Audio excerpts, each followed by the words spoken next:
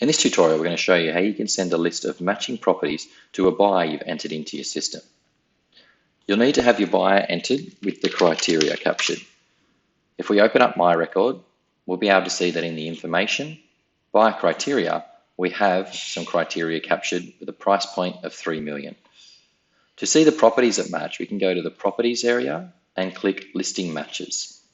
We can see that there are 4 properties that match my buying criteria.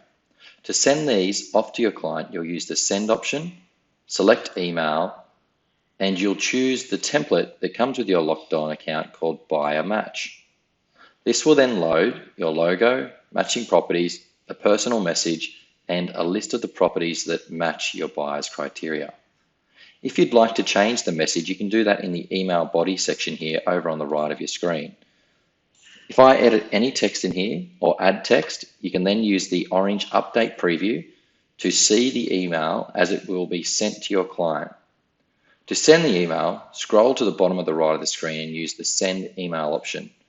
This has now sent the email alert off to your buyer.